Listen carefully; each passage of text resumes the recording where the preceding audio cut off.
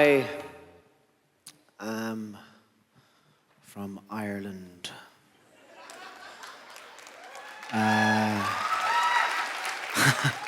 We are a country full of lunatics. There isn't a person in Ireland who's more than a first cousin away from genuine psychiatric illness. And I love it. There's a man who lives near me who has the dental equivalent of a comb-over. He has no teeth on this side of his mouth. And the teeth on this side are trying to cover it up. There was a set of identical twin sisters who worked in a shop in the town, and one of them passed away. And about a week later, my friend went in and said to the girl, "Was it you or your sister that died?" Now, you can't be locking people like this up. They need to be let free to roam around the countryside. In Ireland, before we had psychiatric hospitals, all we had were open spaces. If you were mad, people just told you to f*** off.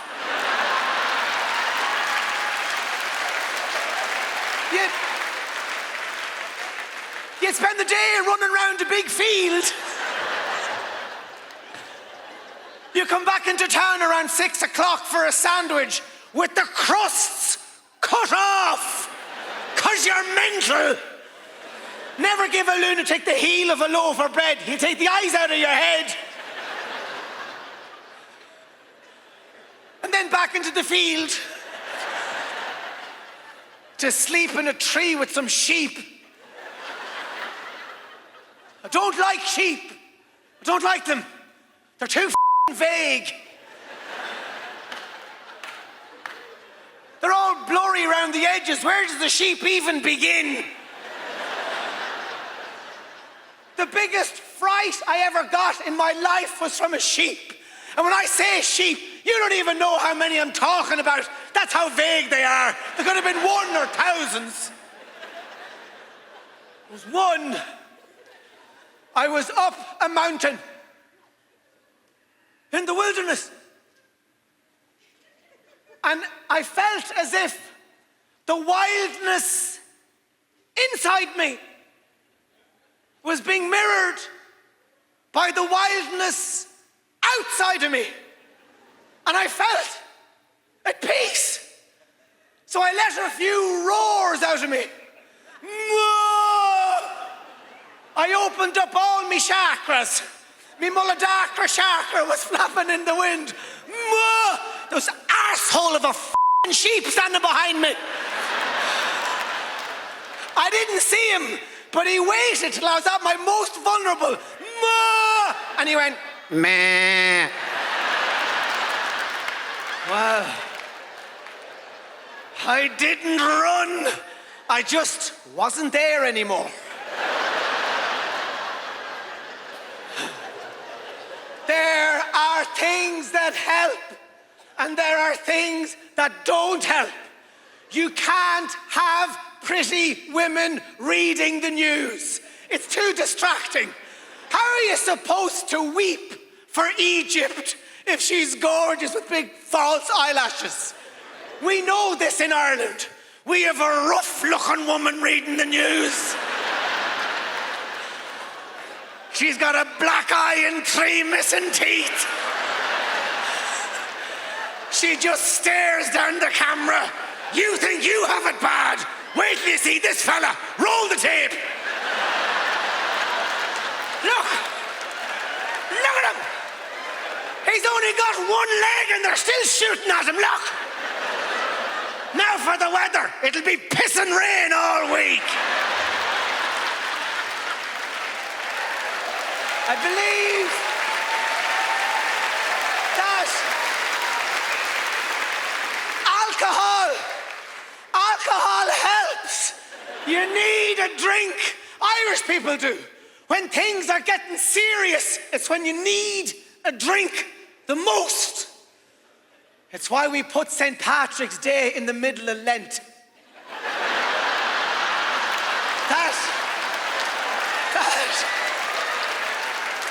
That wasn't a fluke. That's pure Celtic genius. We knew there was no way we were going to go 40 days and 40 nights on pancakes. We'd need a half-time during Ramadan, so we would. On St. Patrick's Day, Jesus himself comes out of the desert. Mother of God. Is there any chance of a pint, is there? The devil is driving me demented. It's question after question. He is relentless, so he is. Pint of Guinness, please, Seamus, thanks. What's that? I'd love to judge the parade. Nice to be here. I'm from Belfast. That's what this noise is. I always have to address my accent. No matter where I perform all around the world, I have to address my accent because people can't place it straight away. But I get jealous. You know, other comedians, they come on stage, they start talking, and you know where they're from straight away. Like if an Australian comedian comes on stage, you know that they're Australian. If a comedian from New Zealand comes on stage, you know that they're Australian. And if an American comedian comes on stage, you know that they're racist. And it's just fine. But it's hard for me because I have to tell you that I'm racist.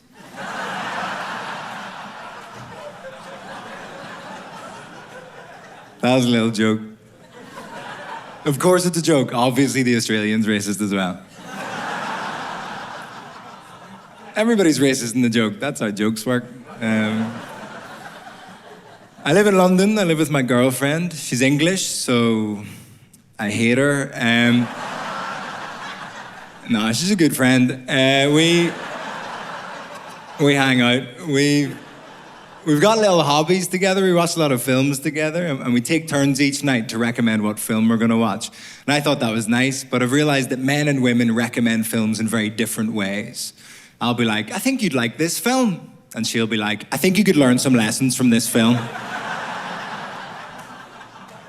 I'm like, let's watch Avengers. It's really exciting. She's like, let's watch Suffrage. You should respect me more.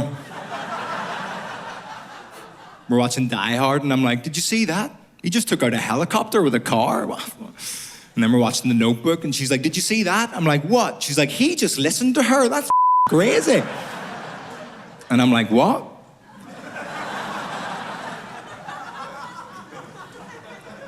We started watching a new show recently on Netflix, a show called Love on the Spectrum. Has anyone seen Love on the Spectrum? Yeah, amazing. It's my favorite show. If you haven't seen it, I couldn't recommend anything higher. If you haven't seen it, it's a dating show, and all the people in the dating show have autism. It's really, really lovely, it's really, really wholesome, and it's really, really funny. And you feel so bad for laughing. But then the parents in the show laugh, and you're like, I knew it was funny. But when I watch it with my girlfriend, I like to play a little game called Don't Laugh, so she feels like a bad person. So something objectively hilarious happens in the show, she laughs, and I'm like, they're trying their best.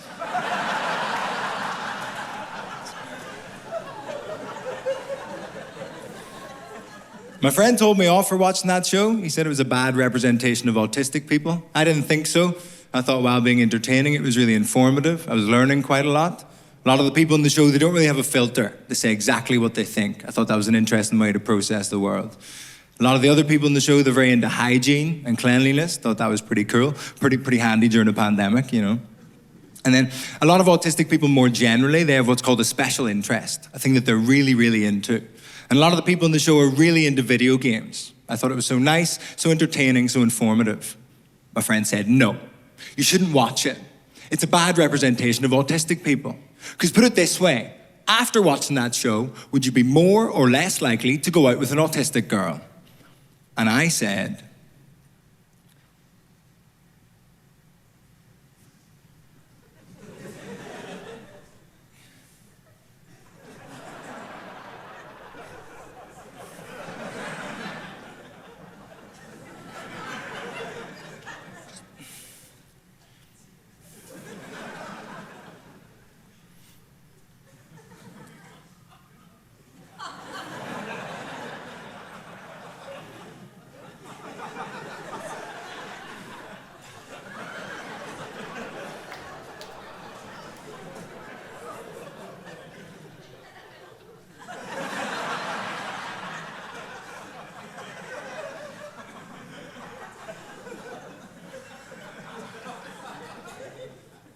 more.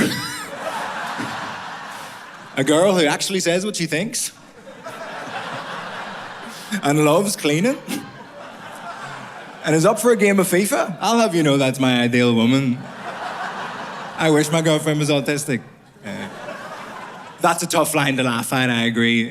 Maybe half of you laugh, the other half like, he's trying his best. I really like telling that joke because the whole way through it feels like it's going to be ableist, but it's actually very misogynistic. I'm very glad to be here in Canada. The reason being I've been traveling for the last year and now I can take Canada off my box, so to speak. Because as a family, we're not traditionally very well-travelled people. I'd say by the age of 10, the farthest I had gone was to the Dublin Wax Museum. Big shout out to anybody who's ever been to the Dublin Wax Museum. No, genuinely, have you been to the You were there. What did you think of it? I mean, as you say in French, merde. For those of you who've never been to the Dublin Wax Museum, let me draw a picture using my mouth as a pencil. Imagine 12 melted candles with wigs on them. And you'll still be imagining something better than the Dublin Wax Museum. But yes, the other thing was, where I'm from is very small-minded. Like, there's nothing much going on. It's in the middle of Ireland, and no culture comes out, and no culture goes in. The only good thing about growing up somewhere that's sort of secluded is that we used to have time to take in the news. Because nowadays, it's so, like, you take out your phone, and all the news is like, boo, ah, blah, blah, blah, ah, two cats having a go at the piano. You've no time to take anything in. But I remember back in the day where I was growing up, I'd say it took a full 3 weeks for the news to reach our area that Hanson were not 3 girls. And we had time to digest that news and take it in. My poor neighbour was devastated. He'd been knocking one out to the middle girl for a solid 3 weeks. But again, he had time to come to terms with the news, which was nice for him. But yes, so I digress. I decided to go travelling. And one place I went to, I'm not sure if you've heard of it, it's America. Have you ever heard of America? It was a country about a year ago. I went to, and I've always been like infatuated by America. Like growing up, I was always what I like to call a Yankophile, which is where you're really into Americans. Interestingly enough, if you're really into Irish people, then you are what I like to call a paddophile. So feel free to shout that with abandon come St. Patrick's Day, folks. Are you going to the parade? I sure am. I'm a complete and utter paedophile. I love those little guys. But yes, so I've always been a Yankophile. And my new favourite American word, and this one I'm using all the time, and it's a brilliant word. It's just such a small little word, but it can mean so many things, and it's brilliant. And it's girl. Oh, I love that one. They use it all the time in America. Girl, like all the time. And even men can use it. You could be like, girl, put your penis away. Everyone can use it. And it can mean so many things. Like when I was in America, I was in this diner, or as we say in Europe, a burger cafe. Don't. And I was listening to these two Southern belles talking to each other.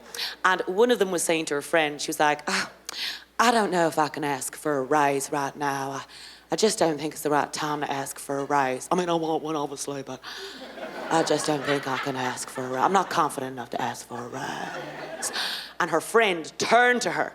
And what her friend was trying to say was, what do you mean you can't ask for a raise? Of course you can ask for a raise. You've given that place 7 years of hard work and servitude. I'm serious. A year ago, we almost had a female president of the United States of America. I'm serious. And in 3 years' time, we might again. Hashtag Michelle Obama 2020. How'd you like them apples?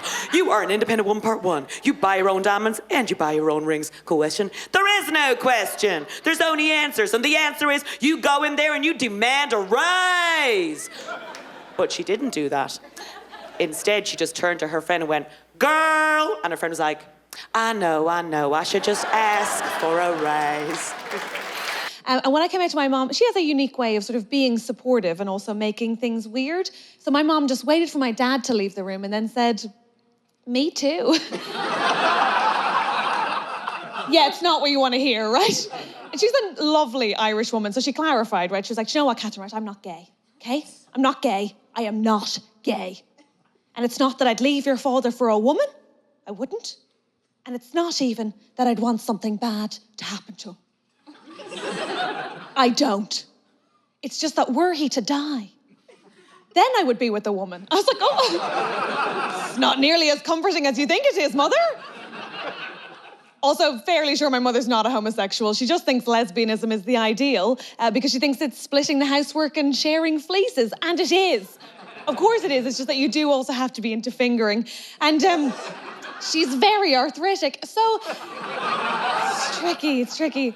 I had a breakup during lockdown, so I spent a lot of time alone. I really lent into speaking to myself. Give me a cheer if you spent a lot of time talking to yourself during lockdown. 2 of you. Okay, I'll take it. I think it's okay. I have a lovely accent. I didn't want to lose it. Wasn't keen to sound like Alexa. I thought it was all right. But I did have to put rules in place, and I think they're important when you're talking to yourself. Rule number 1, I think it's fairly vital that it not be the best chat you have of a day. Yeah? Rule number 2, and this is fundamental, I think there should be no new information. If you're going to talk to yourself, by all means go ahead, but you mustn't learn anything, yes? If you hear yourself say, "Oh, really?" stop talking, I think. At that point, you have to get a therapist, which I did, by the way. Give me a cheer if you're doing therapy online.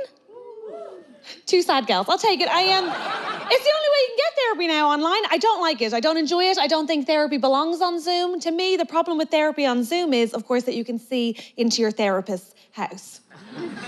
Yes, because then the jig is up, my friends, right? Then you know she can't help you. I had the loveliest therapist. Her name was Lisa. Lisa did her absolute best, but Lisa's Christmas tree was up until March. That's not a well woman. She can't help me. The only thing that did help me, to be honest, post-breakup was the admin. I think straight people have this as well. It's like, who gets the TV, who gets the sofa, you have to do that. But for lesbians, it's more dramatic because it's like, who gets the dildo, right? Okay, some judgment in the room. I don't enjoy it. First of all, you should be feeling empathy. I didn't get custody. I just see it at Christmas and every other weekend, so very sad. But secondly, there's a lot of women, straight women, looking at me like, "I'm sorry, is she saying she'd use the same dildo with the next girlfriend?" Yes. And if you're judging me for that, I would say, did your boyfriend get a new because I can boil wash mine. Did he boil wash his dick? No. If you haven't put your boyfriend in the dishwasher, I don't need your judgment, okay? Thank you. I had a man after a gig be like, "I just assumed lesbians had loads of dildos." Indeed, that's not a hello. And also, I don't have an armory of cock, mainly because dildos are very pricey. Any lesbians in the room can back me up? They're expensive? I'm bisexual, but yes. Thank you so much. I love that you were like, "She's alone, she's so alone. I'm gonna give her this 1/2. Thank you so much. I really appreciate that. You are a good woman. Good stuff, yes. Good. They're pricey. Thank you, I agree. No, I wasn't gonna ever replace that thing. I was gonna wear it down to a nub. I had 0 intention. But I had to replace it because, I guess it's good. No one ever really tells you when you're working with a Windows XP dildo, and I'm glad. I know, actually, I'm glad. I'm also by the way, to find one person to bond with, I'm gonna do it. I just tend to say I'm gay, which is awful, makes me a terrible ally to the cause, but I just find it's easier, because if I say I'm gay, then women know I'm interested, and men try harder, and that's just, it's a lovely way to live, it really is. I will say this, though, as a female, like a queer female comic, it's a little tricky. Occasionally, I'll have men wait for me after the gig, and they'll usually say something like, "You know, it sounds like you hate men." And then I have to be like, and it's just, I want to say from the outset, I don't. In fact, I haven't been with a man in about 5 years, but there are things I genuinely miss about the D. I don't know why I looked directly at you both. And by the way, I say things, it's just one thing. It's quickies. Oh my God, straight women in the room, give me a cheer. Oh my God, quick sex is your privilege. Do you know this? 2 women cannot have quick sex. There is no logical end to lesbian sex. Someone just has to call it, honest to God. And I keep trying to explain it to rooms full of straight people, and the closest thing I've come up with is that it's a lot like cricket. No, because it goes on forever and there's so many men at home watching it alone on the internet, yes?